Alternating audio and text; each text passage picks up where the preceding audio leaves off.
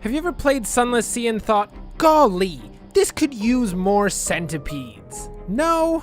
Well, you're getting it anyway.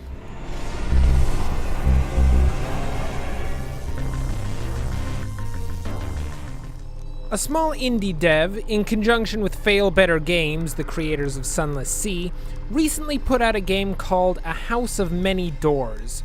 After playing for only a short time, it came as no surprise that the creators of Sunless Sea had helped on the project. For the most part, A House of Many Doors copies the same mechanics of the beloved Sea epic. What changes they did make to it were actually quite good for the game overall. Let's start with the game itself.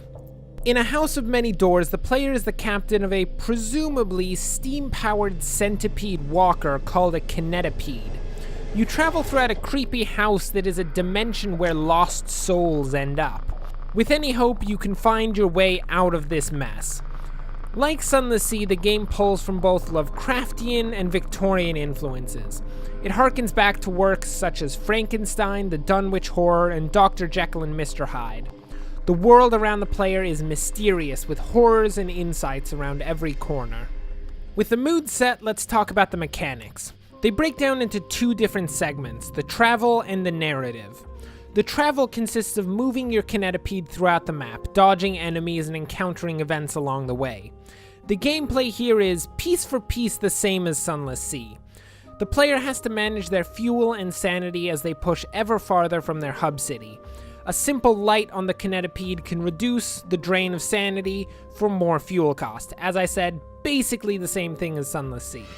The world itself is divided into separate rooms instead of being one unbroken map.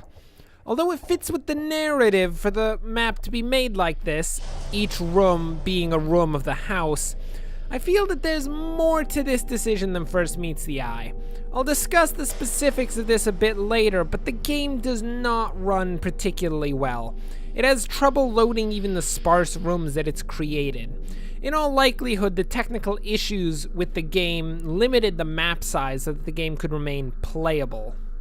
Besides that, there's combat in the game. This is the major deviation from Sunless Sea. Instead of fighting the enemies on the map, the player encounters an enemy and enters an FTL-like combat phase. This is a great change from the Sunless Sea formula. Combat always seemed to be a second point in Sunless Sea, but A House of Many Doors has expanded it into a full-fledged strategy game. I found the combat good when the enemies were weak and fairly engaging when they were strong. Now let's move to the narrative portion of the game. The meat of A House of Many Doors are the decisions made in the dialogues. Like Sunless Sea, the narrative is given in prose with dialogue and skill check options that give the player some agency. Really, it boils down to being a virtual choose-your-own-adventure novel. On the surface, this isn't bad. The writing is good and the story seems good enough up to where I've gotten in the main storyline. But it's also a system that is sorely lacking. By having the narrative be text boxes, it divides the game into the two distinct sets that I've pointed out, those being the travel and narrative.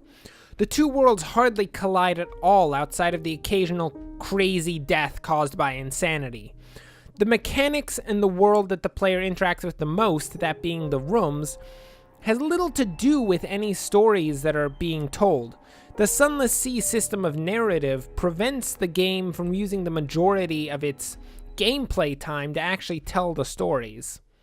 A House of Many Doors does make one major change in storytelling, in that the game is not a roguelike.